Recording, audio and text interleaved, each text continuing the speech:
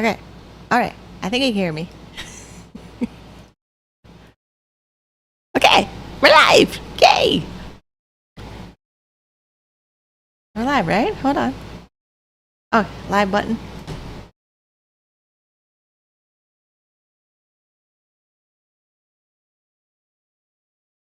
What's on?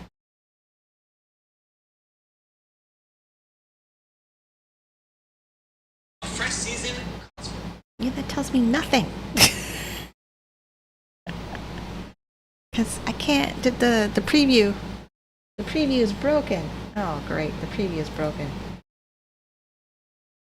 Okay, good. I see me. Okay, good. I see me here. I see me here. Okay. See me on my phone. We're live.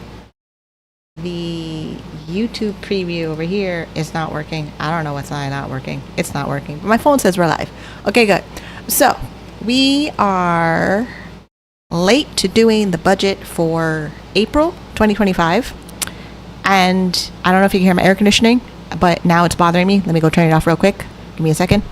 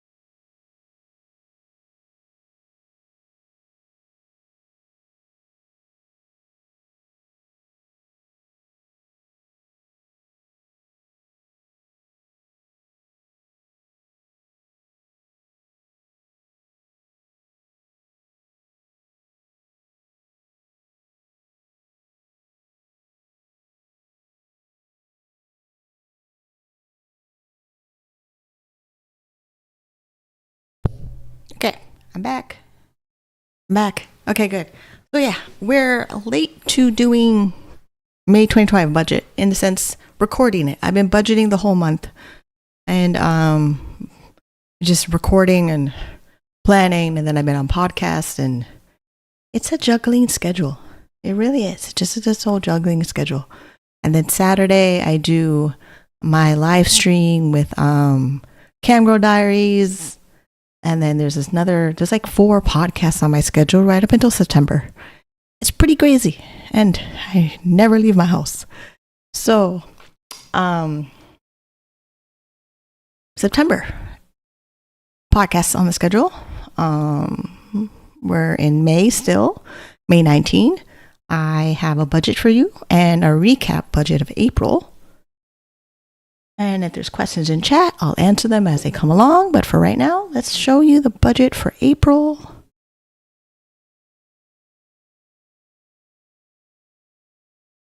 Okay, this is every dollar. I've been using every dollar to budget with since, I want to say, December 2018. There's a brief moment I tried to use YNAB, which is, YNAB stands for You Need a Budget. I don't like that software.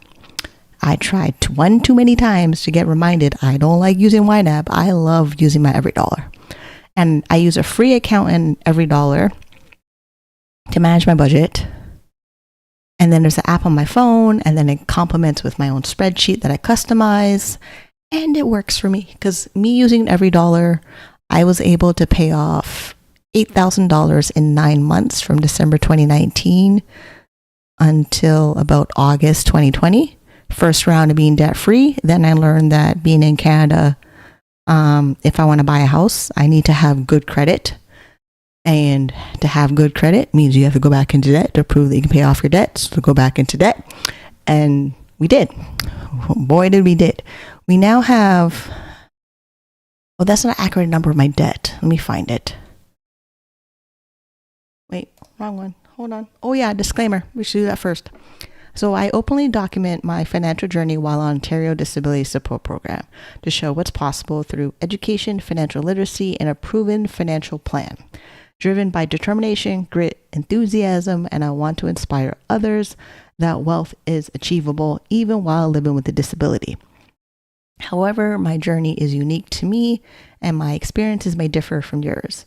Please note that I work with an appropriate professionals and I take massive action towards financial independence while strictly following the rules set out in the Ontario Disability Support Program policy directives. My caseworkers' opinions do not sway my commitment as I remain fully compliant and informed. Important, wealth building is possible for anyone, but it requires creating it through hard work, discipline, and consistent effort. It is essential to have realistic expectations and the habits. There's a typo, and expectations and the right mindset. And to break free from financial limitations, it is crucial to change your beliefs and habits without transformation. The cycle of poverty persists. The journey is about creating your own path to financial empowerment, just as I'm doing. It's important to seek professional advice and tailor a strategy that suits your individual circumstances. Disclaimer: results may vary. Financial decisions should be made with careful consideration and support from qualified professionals. The reason I add my own personal disclaimer, so I've been participating and volunteering and seeking out services from various disability organizations where I live in Ontario. And the experience I've gained and developed and learned through trial and error, reading the policy, knowing what my skills are, knowing what my abilities are, knowing what my knowledge capacity is, I found that many of the disability organizations in Canada that are connected with, they are not ready yet to have that information because they're holding on to other people's limitations. Flat out.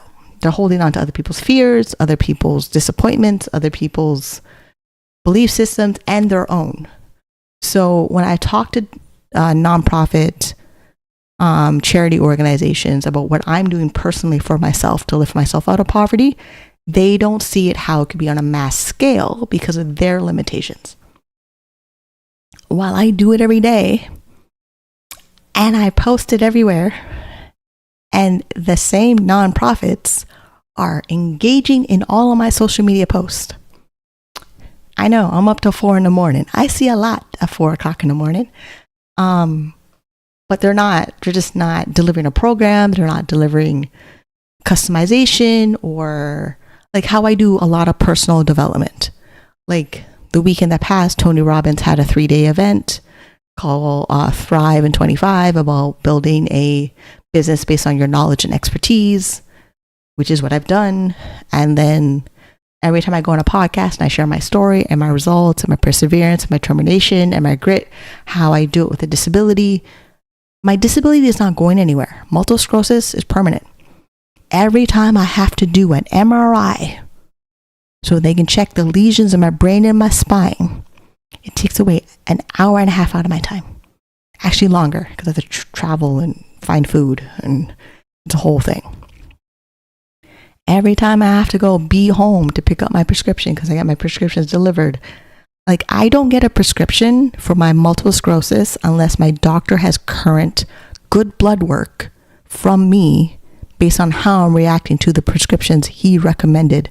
That is paid for by the government of Ontario, that was rejected by the Ontario Drug Benefit Plan with ODSP, but is approved by Exceptional Access Program in the Ontario government because my doctor, the neurologist, said so. And then luckily it got approved. It's a whole level of bureaucracy that I go through just to be here, to go through what I need to go through so I can improve the quality of my life on my terms and not decided by a caseworker in a government office who's potentially going to lose their job in whenever the contract is ended. Like, I've had caseworkers that were really, really great in supporting me in my journey and all those things. And because of their limitations, their overwork, because a caseworker in a disability office has about like 50 to 60 clients for whatever length of time that they're working there, unless they magically get a permanent position in the disability office. And then I have to make sure they don't talk to me in a condescending way, that I can get what I need. Wait, I can't see my mouth. Yeah, I have to talk to them in a condescending way. Like, no, they talk to me in a condescending way that just makes me feel like, why did I even show up today? Like, to talk to them in the office. And the way the system is set up, they make you come into an office for a reason. So like, they freeze your file, or they claim you didn't report your income even though you did, and it's sitting there in my benefits. And then prescriptions, like the way, so I'm on ODSP, I have multiple sclerosis, I have bipolar disorder, I have prescription vitamin D, I have prescriptions my doctor ordered that they assume it'd be 100% covered by ODSP. And so does everybody else who thinks, oh, ODSP will cover it. When ODSP doesn't cover something, and I'm not the type who's going to run around to a charity to hope they can help me pay for something. And if I can avoid going without it, I will make sure I have it. And I learned that going without something just makes your life more miserable. Like, I haven't had any money for a couple of days to not do my laundry. And it's like, what the hell? Like, you deteriorate. You mentally deteriorate. I'm not trying to do that. And I know I'm looking over there because chat's over there and I'm looking at chat. But I'm not trying to do that. I have a mission on this earth that I need to accomplish, and I cannot accomplish it living off of $1,368 a month in 2025. When the rising cost of inflation happens every 5 years or more. Even if ODSP increases with inflation, and it's scheduled to in July. Doug Ford said yes in the budget. It might be $30 to $60. So $30 to $60 on $1,368 is not a whole lot. If it's $1,068 right now, and it's up to, some people get less than. Some people get less than $1,368 for being eligible for Ontario Disability Program because the doctor filled out all the paperwork to say this person's disabled. For an impairment that's expected to last 12 months or more, that typically when you apply for Ontario Disability Program, you're at the worst stage of your life. Like I was. I was admitted in the psychiatric hospital. I was an inpatient that can go. I was an outpatient that went in for appointments with a psychiatrist. They claimed I had major depressive disorder. I went on their treatment plan of SSRIs. SSRIs don't work with me. They actually make my symptoms worse.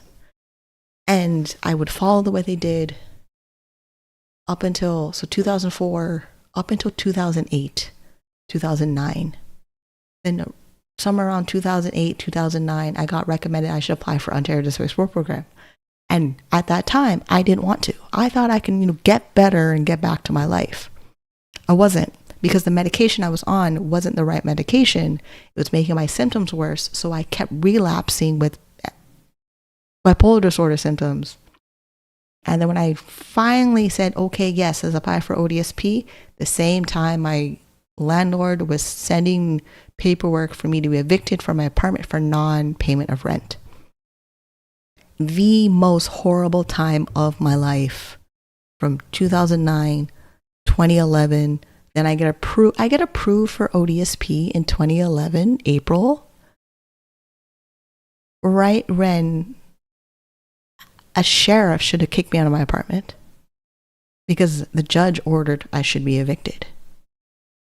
And luckily, because I'm in a rent control apartment, that was under the limits of what ODSP gives you for shelter in 2011.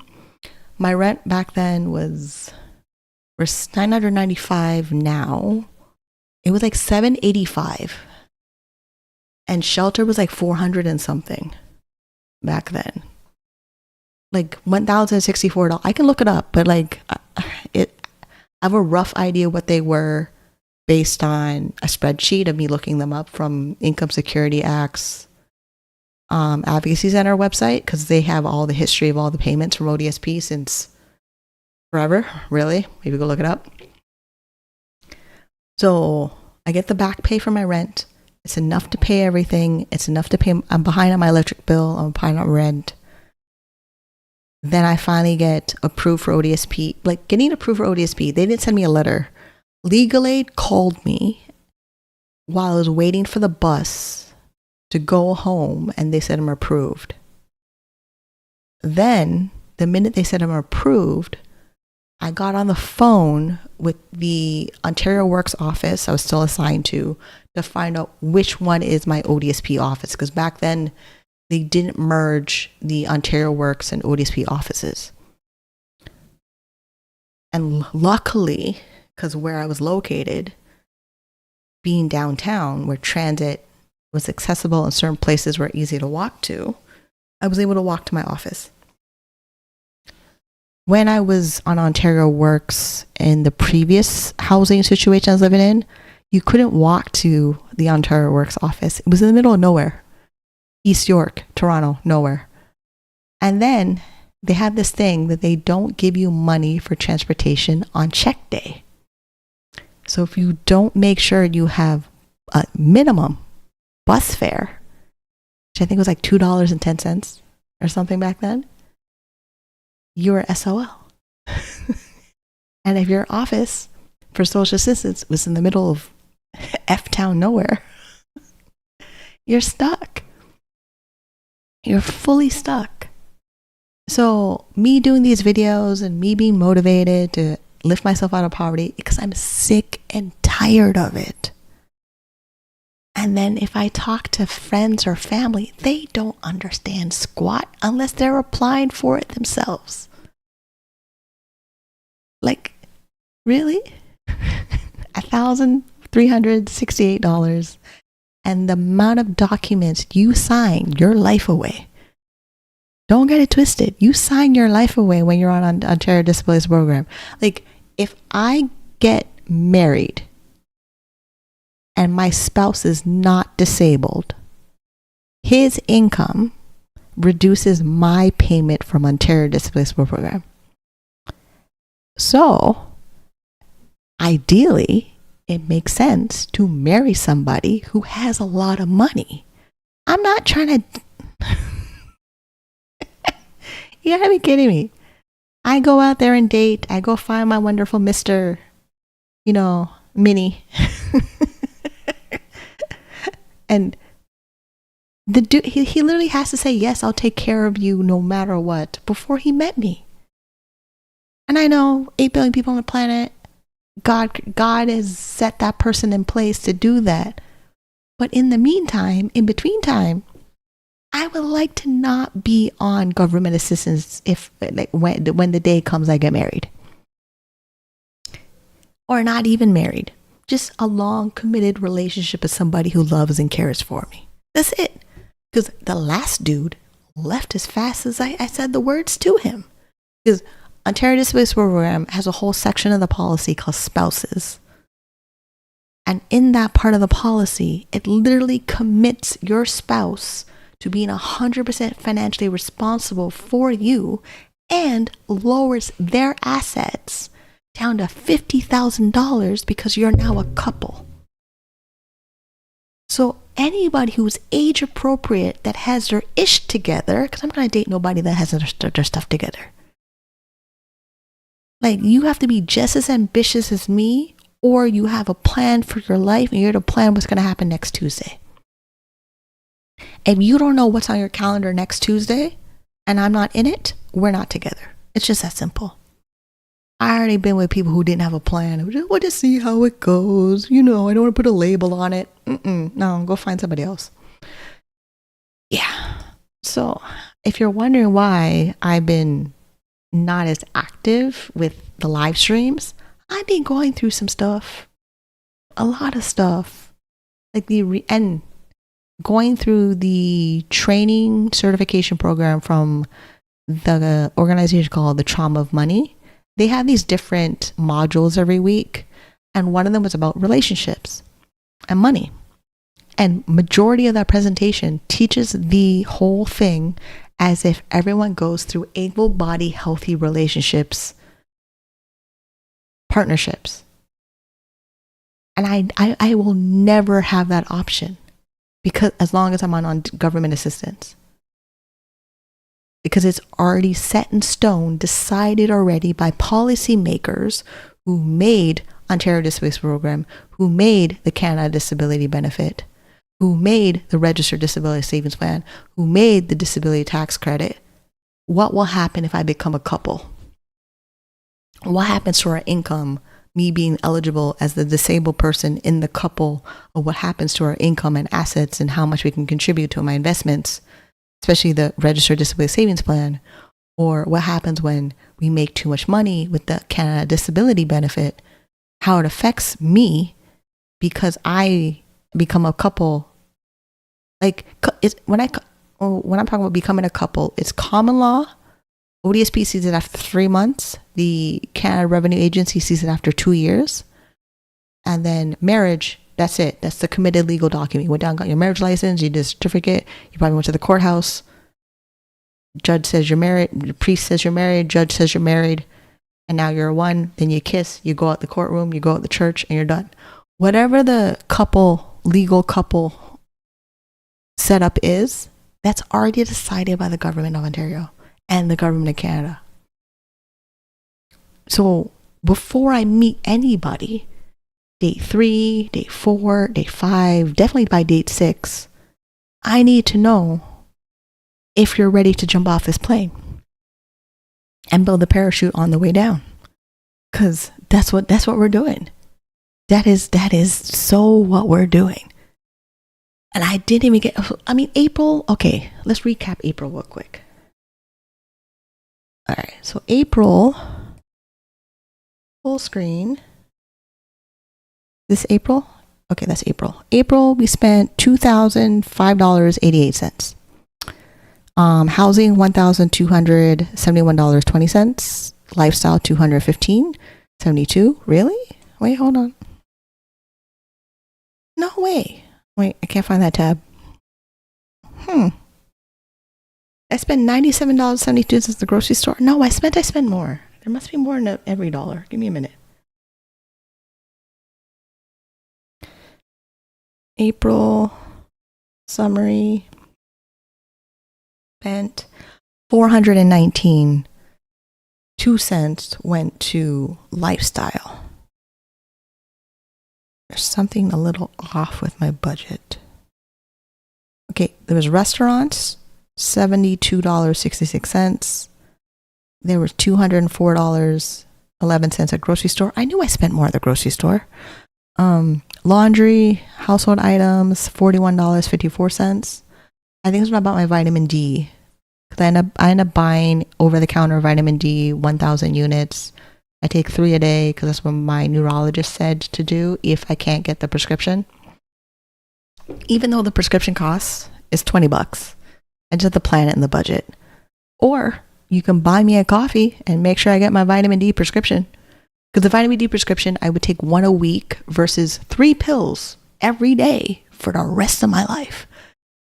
Like, they're tiny, yeah. They look like Tic Tacs. I should show you what they are next time.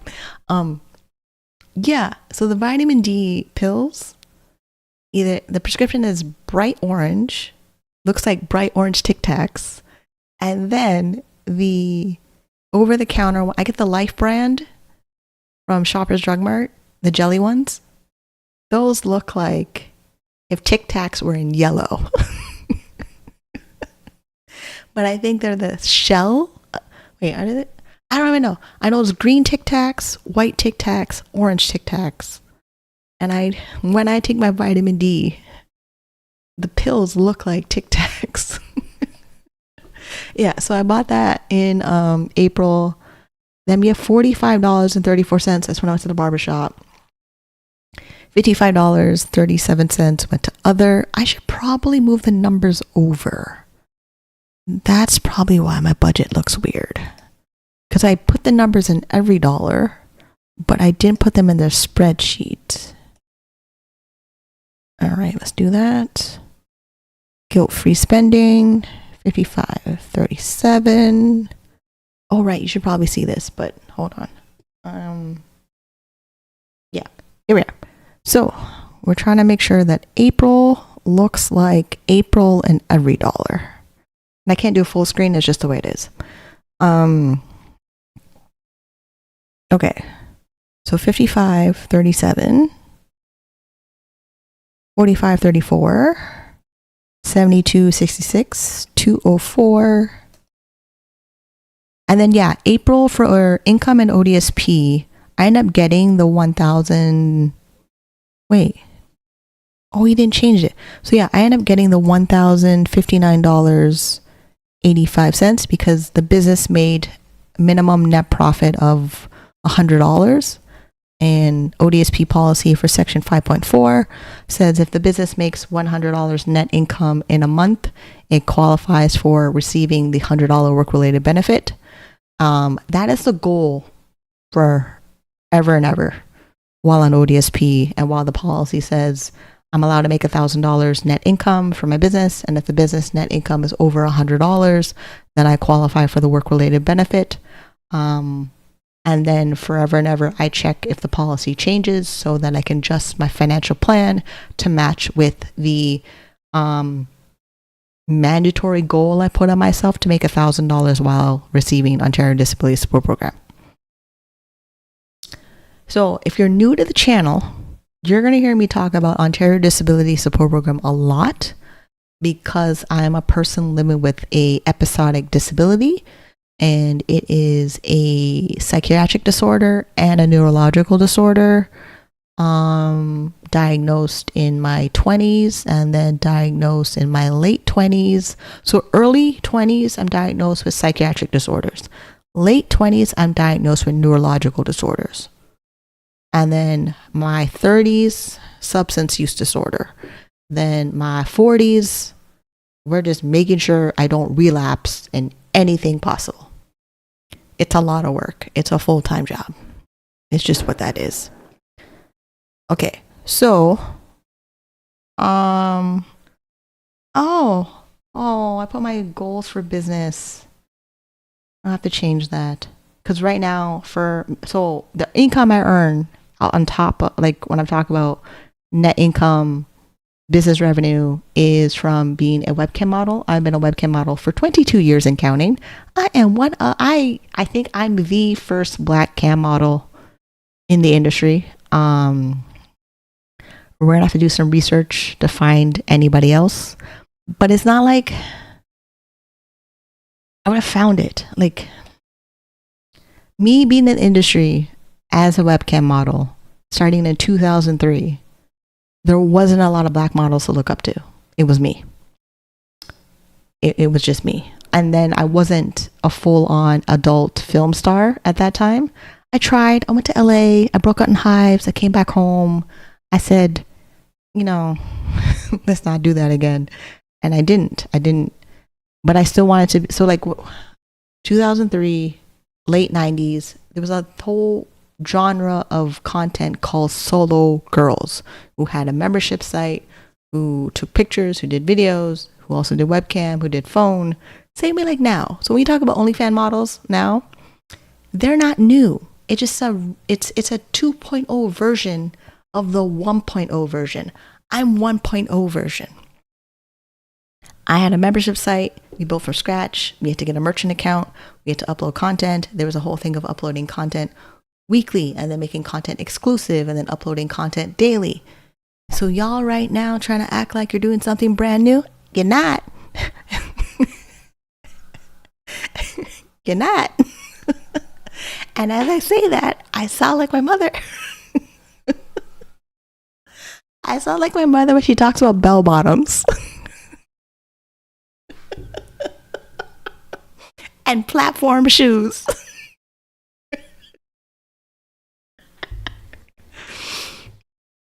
I'm gonna have to let my mom know. I sometimes think I sound like her when I'm mentoring other models in the industry, because I do. Yeah, man. This industry, yeah, I'm first.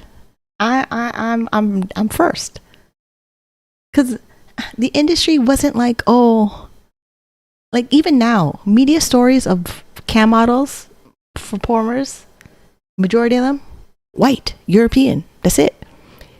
Where when I discovered the industry in like 2000s and that stuff, when I wanted to go into it, I didn't find any. And if I did, it was what they call ghetto and hood videos and things like that. By me listening onto the radio of the hip hop channels, and they were talking about whoever from the 90s end up doing an adult video. Yeah, that's it. So I'm first. That is, and you like, if somebody can find somebody else who's first, okay, great. But I'm still one of the first. That I know. So yeah, that's just me. That's just me both. Because to do that career for 22 years and counting, and still want to do it today, where I do it today as a way of building my financial independence, living with a disability. I'm spoiled. I've been working from home since 2003, when people back then said if they work from home, they thought it was a euphemism for that you're retired or not well. Oh, okay, that brings a whole lot of sense now. Yeah, back then, 2000, early 2000, you said, oh, he's working from home from day. People would think that you're disabled or sick. Guess what? I am disabled now, and I still work from home.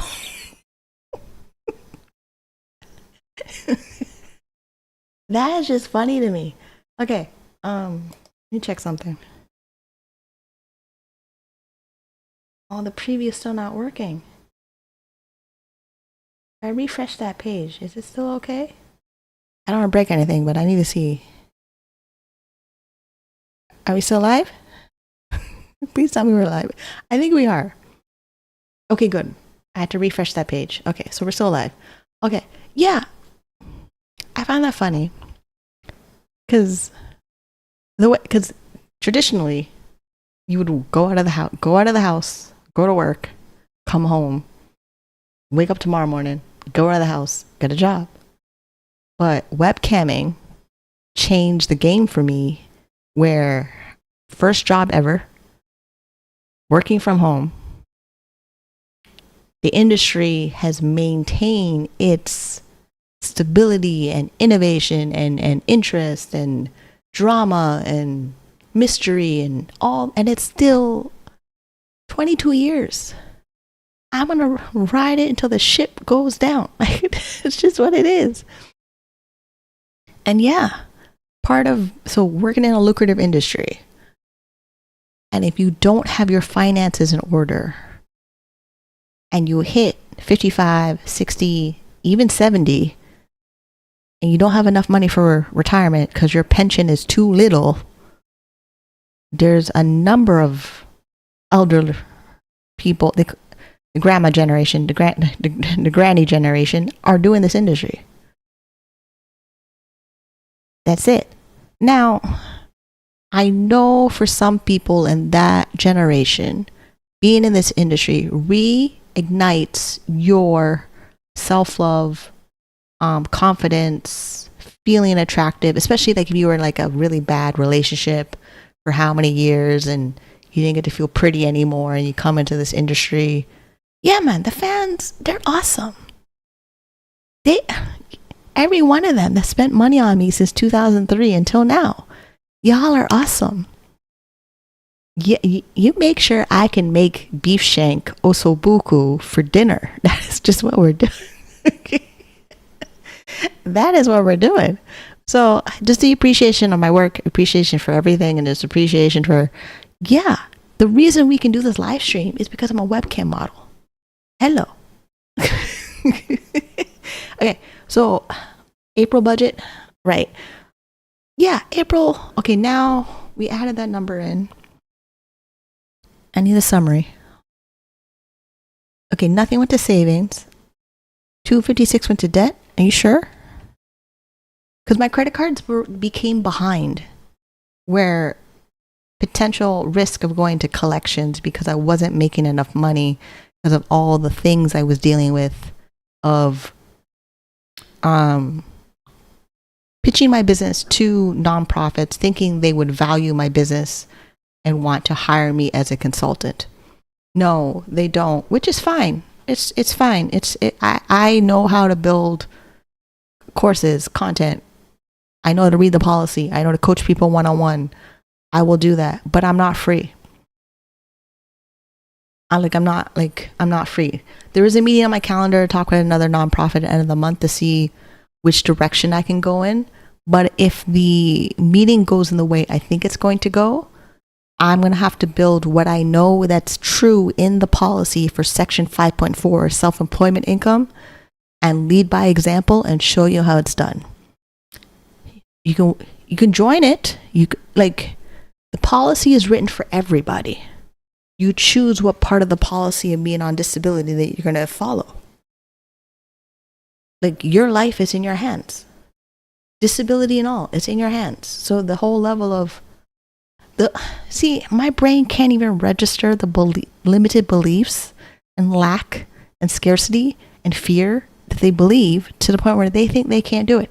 If I believe them, I would not be right now recording this video or live streaming the video or uploading my clips on the YouTube shorts and adding to my TikTok and it just wouldn't happen. I get up every day expecting to do something different to make my life better living with a disability. Or going to my doctor and figure out what medications to take, figuring out what's covered by ODSP, figure out what's covered out of pocket that I have to rattle my parents to come help me with. I really don't want to do that anymore. I want to be able to say, let my parents know I'm on this thing. It cost me this much. I paid this much. You want to? They can willingly reimburse me for the thing I need to pay for if they want. That's what parents are for. I'm their big one. They'll figure it out. But I don't want to be on OAS, GIS, Guaranteed Income Supplement, and Old Age Security. They're below the poverty line today, which means they're not going to be any bigger 25 years from now. Exactly 25 years from now. I'm 40 today. 40 in February, March, April, May, 3 months, whatever that number is. I'll do a calculation later, but right now it's not. All I know is for the next 25 years, every 5 years has to push me in a direction where I'm financially independent, less reliant on government assistance.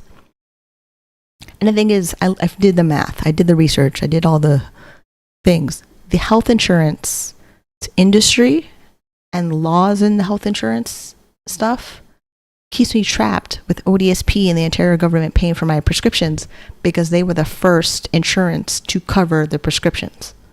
So even if I find an insurance that says guaranteed acceptance or they'll cover pre-existing conditions, none of them cover 100%. The most some of them cover is 70 or 80% depending on the provider and depending on the monthly premium cost of them. And as of today, and monthly premium cost for insurance is based on your age. So if I wait too long to get insurance from a private insurance company, which is the same insurance that the governments are using to cover you in the social assistance programs, like the Canada Dental Care Plan is with Sun Life, Ontario Disability Support Program. I haven't figured who they are, but they're another company out of another company. British Columbia, they use Blue Cross. And then some of the group plans I found for self-employment, they're also using Blue Cross. But when I called Blue Cross directly to get a quote, they said I can get a plan for $293 if I get it this year. and then it'll cover almost 70% of what I need. And it's a rough estimate because my income is not stable enough to maintain paying that to see exactly what they cover in the percentage split of what I get from Ontario Disability Program and what I would get from a private insurance. Because ODSP still believes that you would get insurance from an employer and not insurance from the income you make from self-employment. And because I'm self-employed and I need to make sure my self-employment income is on track to be full-time income to the point where the business can pay for its own private insurance company.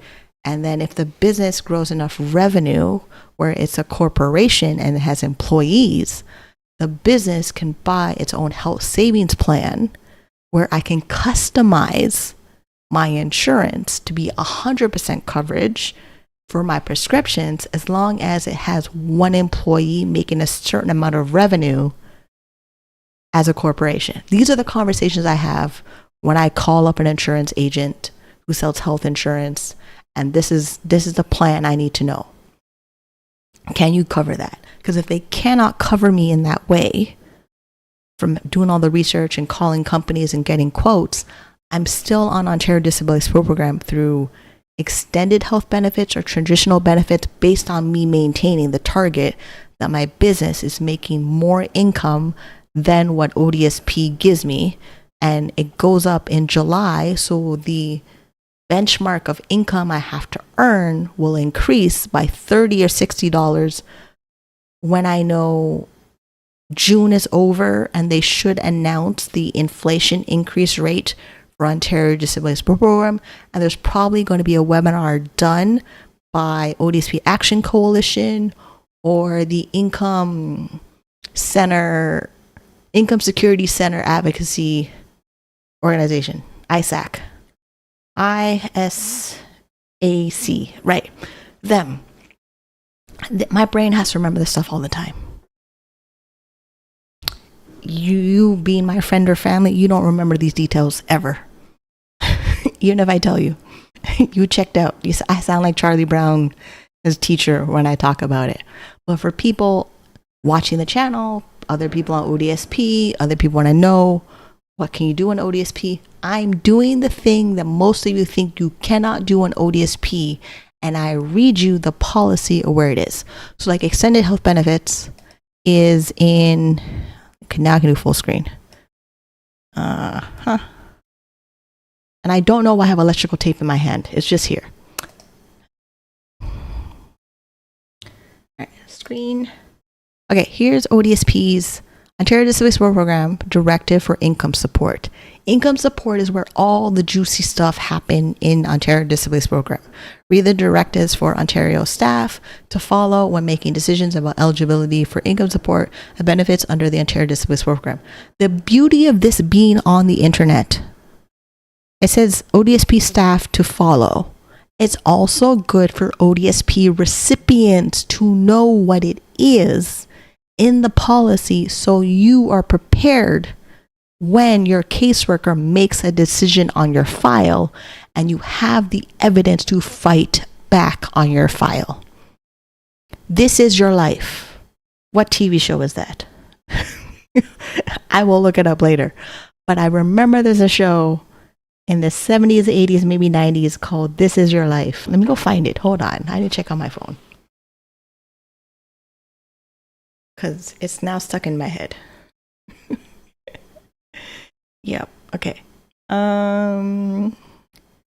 This Is Your Life.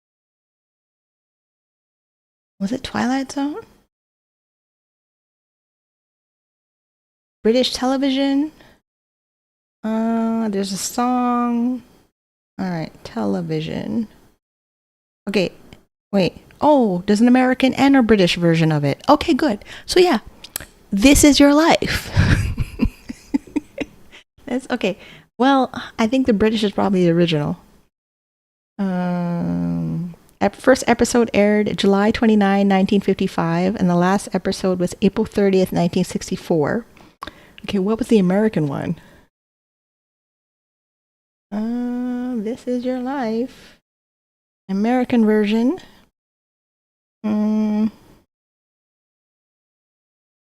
Okay, so Ralph Edwards surprises unexpected celebrities running through their life and career with help from friends and family. Okay, so when did it?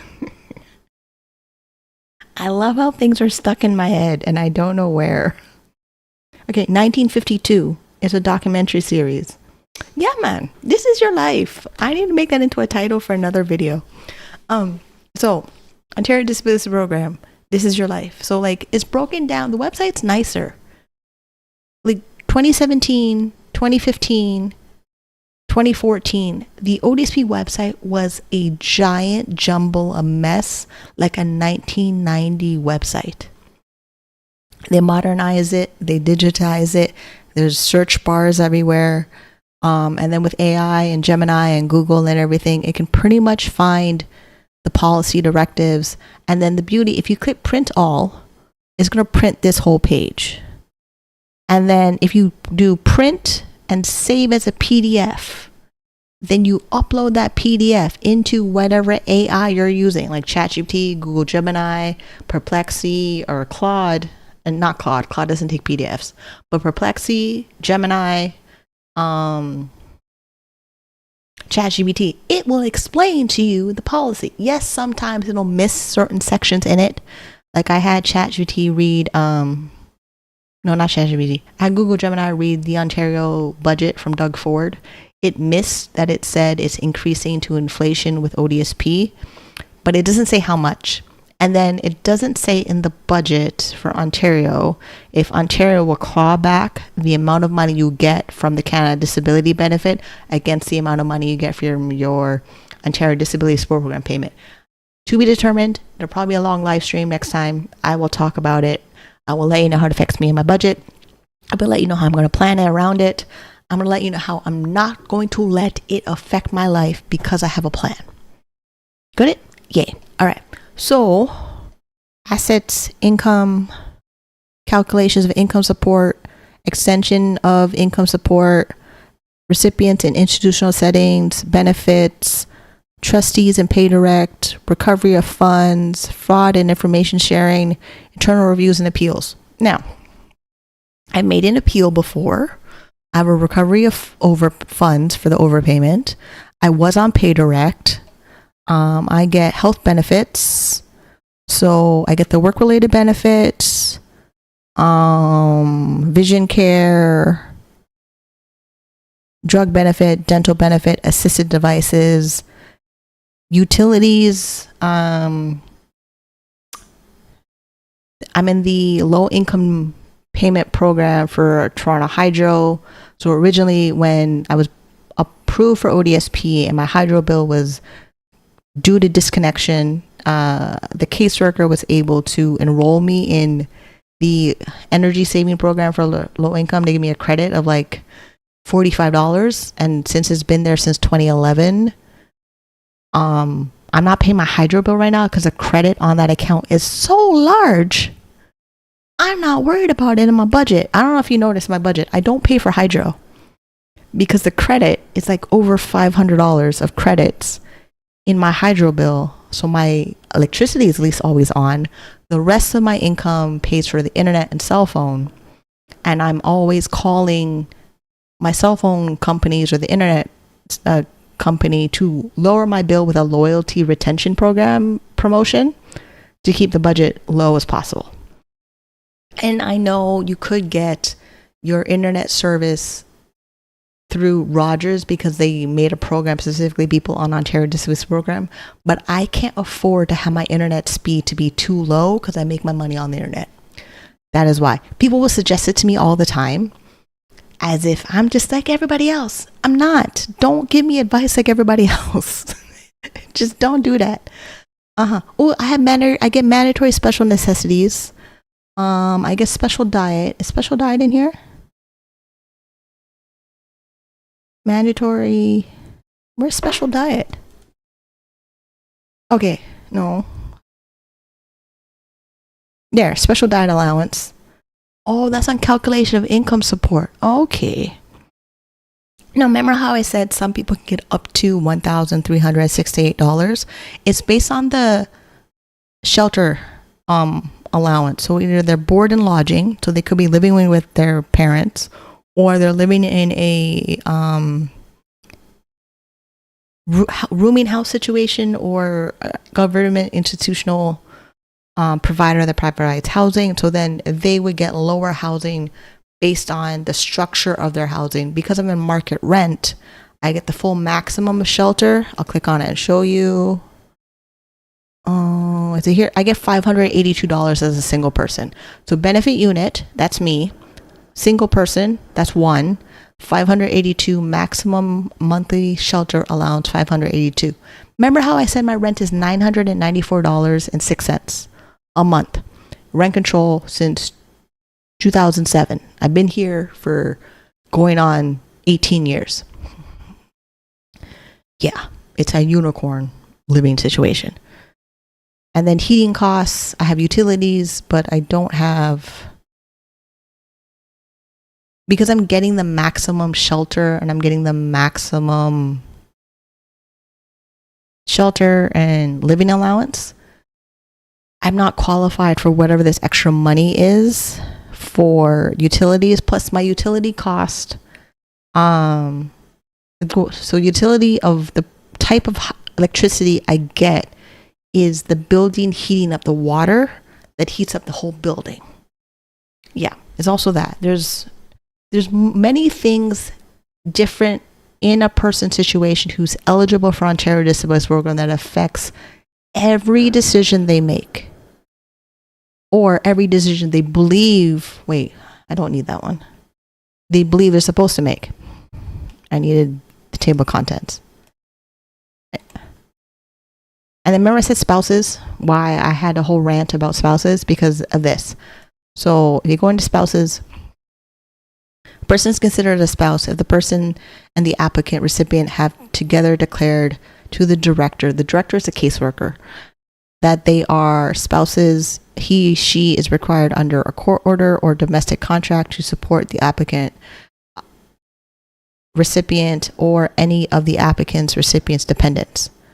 Right there. It already says it. Right there. The person and the applicant recipient have been living in the same dwelling place for a period of at least 3 months. Remember I said that. 3 months. Right here. The social and familiar aspects of the relationship between the two persons are consistent with cohabitation. The financial support provided by one person to the other, or the degree of the financial independence, is consistent with cohabitation. Yeah, I said it. I'm going to say it again and you can see it in writing. And then if I get really, really cheeky, I'll get my screen reader to read it to you so you can hear it. They've already made my decision already. And if I go through it more, all it's going to do is get me irritated. The director explains how to determine if two adults living together who have not declared themselves to be spouses are living in a marriage-like relationship based on financial, social, and family-like factors. This directive also provides guidance on the age of a spouse who is a visitor to Canada, treatment of spouse's income, and spousal participation in Ontario works. They cover everything. And most of the reason why they cover everything because of other people on Ontario Works or Ontario Disability Support Program who didn't report these things, why the policy says they'll cover everything. Because they're trying to make sure that you cannot hide anything under a rock. They would turn it over. This directive also provides guidance on the age of, I read that, intent of the policy to ensure that where two adults who have not declared themselves to be spouses do not have support obligations are living together, only those living in marriage-like relationships are treated as couples for the purposes of social assistance. To establish a 3-month minimum time frame before spousal status is assessed based on family-like, social, and financial factors to ensure that the income and assets of spouses of Ontario applicants recipients are considered when determining eligibility for ODSP and the amount of income support. When I tell my mother this, she thinks this is not like a thing to worry about. I should just read this to her next time she's over for dinner. Dead serious. Because, like, I don't need nobody gaslighting me what's in the policy.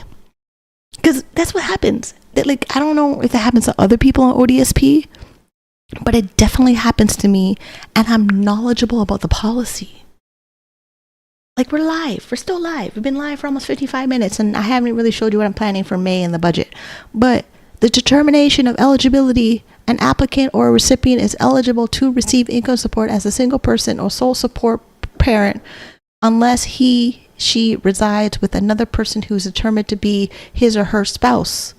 When an applicant or a recipient is ineligible as a single person or sole support parent because she has a spouse, the applicant or recipient and the person who is the spouse may apply for income support as a couple.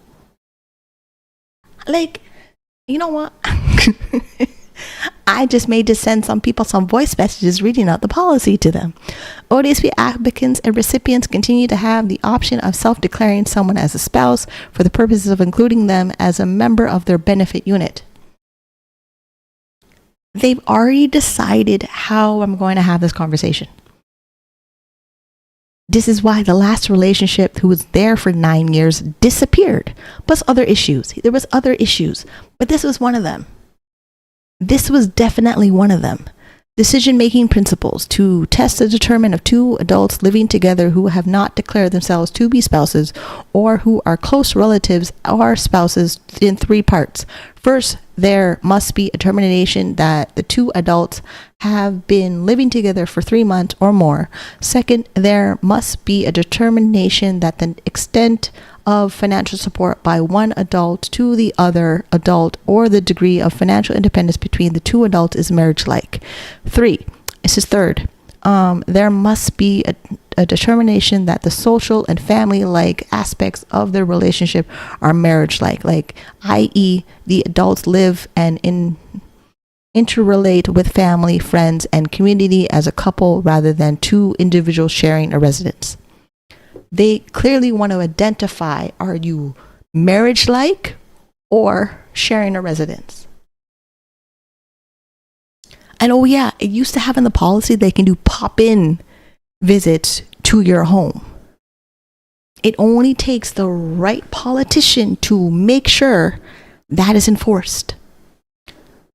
Because as long as it's written in this annoying policy, so like the deeper details of Ontario Disability Support Program are in the Ontario Disability Act 1997. And if I have to go down the rabbit hole of reading that, we'll be here forever. Yeah. So, quickly go overview of May. Because May's like almost done, kinda, but not really. Like I have to work webcam, and then income that comes from webcam needs to pay off minimum payments on credit cards. We got into a 6-month repayment program with Capital One because I was missing 2 payments, and then I could only make that arrangement with them after I went to collections because customer service wasn't capable of doing it. Simply Financial, they gave me a nice courtesy phone call to ask if I'm capable of making the minimum payment for last month. I was able to. And then now it's making sure that I pay down the Canadian Tire credit card in full and close it, because I don't need 4 credit cards. I can work with 3. And then even that, I really need 2. We'll figure it out as we go along in the journey. And then, you know, living with a disability and having a job requirement where I'm an entertainer and it has demands of the job, taking care of myself the best way I know how and the best way I know how to do and can within the policy. Because you saw me read it. I read spouses today. I thought I was going to read section 5.4, self-employment. Then I quoted you section 9.17, which is employment transitional benefits. And we went over special diet allowance and board and lodging and all. I know all of them. And if I don't remember them in that moment when I'm talking to you, I'm probably going to look it up on my phone. Or there is some wonderful long live stream of me talking about policies in Ontario Disability Support Program. And then today I got asked if I know anything about American. I could read the American, but it's just going to make my head hurt. And like, I read the UK. I don't like it. I read Ireland. I don't like it. I looked up New Zealand. I don't like it. I read British Columbia and Alberta and Nova Scotia. I don't like it. Not one of these policies for disability benefits on the social assistance government level are good. Not one. Not a one. And don't even get me started about the new Canada disability benefit. That, yeah. Yeah. So summary of May. So here's every dollar. Do some full screen. So every dollar so far we spent. Why didn't I put housing? Oh wait, what? Oh, I didn't put it in. Oh, okay. Nah. Housing got paid the end of April.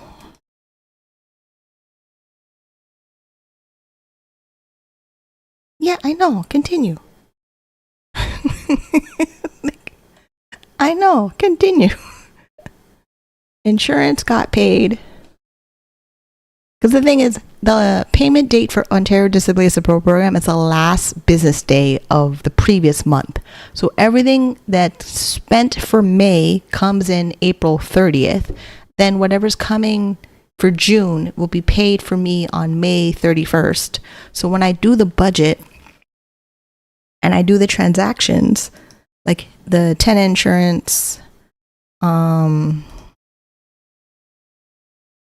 remaining, okay. The only thing is not paid. Oh yeah, I need to take out insurance. Right. So this was the $293.20 was Blue Cross insurance, because I thought that would be the best insurance plan to get for my budget, but I have to reach my goal of making $5,000 a month. And it's a whole thing. No, I haven't made it. I only made so far income from the business $74.58. Yeah. So we have a lot of work to do. And the only way that's going to happen, I think, if I stay away from nonprofit organizations telling people on disability is too hard. Because it's not. It takes work. It takes planning. It takes educating the policy. But I read the policy all the time in my live streams. This is why they're almost 2 hours long. And if you've been watching this long, thank you very much. I appreciate you. You are a loyal fan of Team Minnie, and I really, really appreciate it. And if you want to help me improve the video quality and make, like, for the short clips, I'm using the software OPS Clips. It's about $16 a month American, which is about like $24 a month Canadian to get. And ideally, I like to get the annual plan of most of the services I use to grow my channel for video editing and different AI things. And also, there's a pending idea of having a live stream on Mondays at 7 or 8 p.m. with a guest of probably a fellow webcam model or someone else who's an entrepreneur with a disability, where like either I coach them on the policy or I give them wisdom and advice of being a webcam model. Since I've been at it for 22 years and counting, I know some things, I do some things, I like some things, and I would like to teach some things at the same time. So that's what we're doing. Because I can't, for me to go backwards, it means I have to believe everything I did in 2011. I can't do that. We made so much progress. Like, the level of progress we have made to the point where I know I have a future. I know my future is worth it. And my future is worth it as long as I take charge of it. This is why I read the policy directive on Ontario Disability Support Program. I am tired of them making a decision about my life without consulting me. And and then they directly tell you, if you don't want to be eligible for ODSP, you have to have this income above their limit. Luckily, their limits are not that high because they don't give you a lot of income. And then the poverty line is determined by them. So like, you're allowed $40,000 of assets as a single sole person eligible benefit unit of ODSP, $40,000. Then they also say you're allowed $10,000 a year in gifts. Then you're also allowed $100,000 in life insurance policies, section 4.8, or you can have $100,000 in a trust fund. Typically it's a Henson trust. And then if you have a Henson trust and a life insurance policy, the value of $100,000 is combined for the two of them. I highly doubt my family is going to make a trust fund for me with their assets, because if there's anything coming from them in their will, and because they believe I'll be fine if they give me whatever, I have to move their money into the right exempt assets and ask permission from the caseworker to do that if there's an inheritance coming in my future. These conversations, they're not happening if you go to a nonprofit.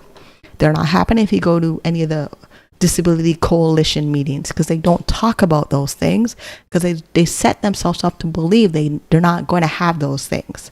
And I'm telling you, I will have those things, and we'll make a plan for those things. So when I have those things, you know how to have those things because I'm having those things. Make sense? All right. So did I put my housing costs? I may have a Audible or some streaming service on my thing. I'll check that later. But now housing, really? Oh, wait, because there's no insurance. I need to take that out of the budget. There's no insurance. There's no hydro. Okay, so $12.55, 50 cents. It's my housing cost for the month of May. And then lifestyle, I spent $166.30 so far. Credit cards so far have gotten $304.64 so far. That is May. May, I go to the barbershop, get some groceries, do some laundry, make it to the end of the month. So June, July, August, and the rest of the year. Because like, think about it.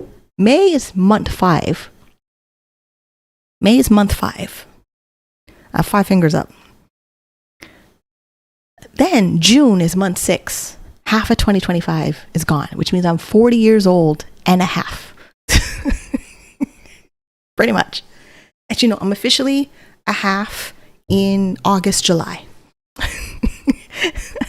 I'm halfway done 40 in July and August, officially. So, and remember when I did my New Year's live stream? And we're already halfway done the year. It's moving too fast. It's moving too fast.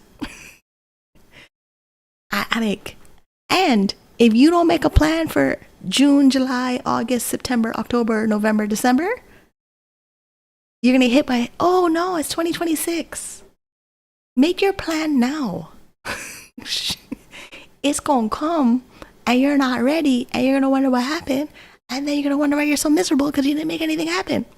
I'm trying to make something happen. I'm trying to make something good. I'm trying to show you what's possible. And where if a nonprofit is ready for me to teach them what is possible, they will get my invoice and we can set up a meeting. So that is what I have for you.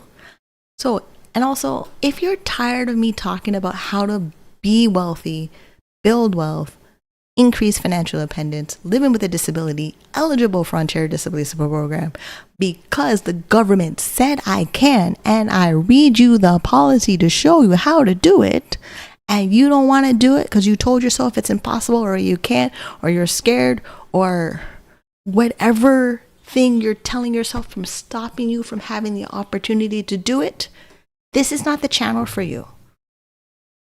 In the sense where I am going to move through the Dave Ramsey baby steps.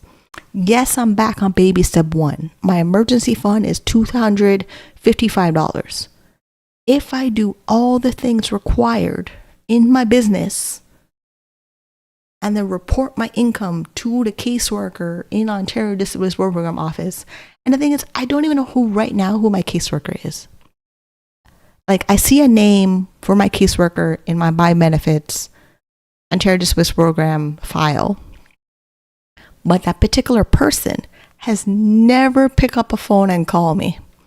It's always been the backup worker, Carlos, and I think Carlos is amazing because Carlos made sure that I can unenroll myself from PayDirect to be 100% in charge of paying my bills on my own with my own capacity because I proved to them for over 14 years I can do it. Like part of the whole PayDirect, where the Ontario government becomes your trustee, takes over your financial affairs, and pays your bills on you so that they secure your housing and secure your utilities so you stay housing, which was good. I needed that. I was psychotic in 2011. Mentally, psychiatric disorder, not well to make decisions. Now, 2014, 14 years, 2011, 2025, that's 14 years. I'm ready. Let me do it. Put me in, coach. I'm ready. I can win the game. Like this is why I can't be in no meeting. This is why I can't be on no disability coalition. Like, yes, we need to double ODSP. $1,368 a month in Ontario when the cost of living has doubled and tripled and quadrupled to the point where Wellesley Institute made a study proving that living with a disability, you spend 39% more money than non-disabled people. But they determine once you're disabled that you get bare minimum below the poverty line. It's 50%. It's 50 to 60% below the poverty line that you're expected to live on. Then all the wonderful jacked up policies they made that you have to stay below, and then they scare the ish out of you not to do anything. Like when I write a letter to my MP, member of parliament, for my neighborhood, the whole election that we have, and then how Government Ontario Canada doesn't have a disability ministry. They just made sure that they said people with disabilities, we don't care. Thank you, Mark Carney. Like what the... The level of swear words I have in my head right now about not having a disability minister to fight for me in a government office. Are you kidding me? You know how many letters they'll get more of because the Canada Disability Benefits coming in July. Applications opens in a few weeks. I need to file my income taxes so that I can make sure I can apply for it. Then I wait patiently to see if Doug Ford will claw it back from the amount of money he gives me from ODSP, which means I don't move ahead on the income I get from Ontario Disability Support Program. I stay exactly where I am in Ontario Disability Support Program. Then we pray every day that I can stay in my rent control apartment until I make enough money to exit off of Ontario Disability Program and move out and have enough money to sustain myself and be financially independent and have my own sovereignty and control and autonomy and decisions over my own affairs. Then I have to set up everything in my estate so that people that know me really, really well, who are my executor of my estate or my executor power of care, can make decisions that I would make when I'm not able to make them. All that costs money. Money that's not coming from the Ontario government. And no, I do not trust my family to do it. So if you're wondering, how come I don't ask my family or a friend? I don't trust those people to do it. And I'm saying it live here. And if they see it, I don't trust you to do it. I love you. Send me money. Thank you. I don't. Like, we're going to be real honest here. This is what we're dealing with. And the reason we're having this conversation, I'm honestly telling you what I think right now. I literally feel like I have to do all this stuff by myself. And no, this is not a conversation I'm going to have with family or friends because I don't want to deal with the burden. That's just what it is. Every time they change the subject or whatever, they don't want to deal with the burden. They think I'm fine. They're not like the reason I'm up at 4 a.m. I'm processing all the things I have to do by myself because there's nobody there. And no, I'm not going to have children, so there's somebody there to help me. Granny made a whole video about it, of why I'm not having children. So don't think, oh, having children, there'll be someone there to take care of you. No, that's not happening. And if I do miraculously get pregnant, I'm suing a lot of doctors, and that baby's going up for adoption. I'm letting you know that right now, because I've already made that decision in 2017 to not have them, because this burden, this weight I carry every freaking day isn't going anywhere by thoughts and prayers. It's going by strategy and planning and knowing the policy and knowing you have to make more money to not be tied to the government. They literally make every decision of my life for the rest of my life because of what happened to me in 2011 and being psychotic and in the hospital. And I'm supposed to be okay with that? I'm not. This is that. If you're wondering where the point was coming, that's where the point was coming. Yeah, I'm all charged up. You should be charged up if you're not charged up from watching this video. Basically, the Dave Ramsey baby steps living with a disability. You have to face reality of your situation. I read the policy. I know the policy. I know what it says. I know what it can do. I'm focusing on everything I'm capable of doing within the rules of Ontario Disability Program. And I legally have to report to them what I'm doing. Because if I don't report to them what I'm doing, they will trigger a different section in this policy. Remember when I went through fraud? They will trigger that if I don't report what I need to report to them in the policy. Because I have to follow rights and responsibilities. Then I have to show them all my receipts and documentation and all my paperwork and where it went and how it went and why did it go there. And then hopefully I have a caseworker who understands why I did what I did and how I did what I did in the way that they don't think I'm doing something suspicious. Just send an investigation where I have to bring in a lawyer and not a legal aid lawyer. A legal aid lawyer is not going to be able to handle what I can do. I already know this. And legal aid lawyers don't have the money or the budget or the staff to help people with these type of things because their budget is being cut by the government. That means I need to make sure I have money to hire a lawyer when I need to hire a lawyer, instead of having my family tell me, I don't have any money for a lawyer. I know what you're going to do. We've been through that circus already. We've been on that roller coaster already. We're not doing that. So yeah, I'm back into a whole nother rant. As you can tell, this journey is not a typical financial independence journey.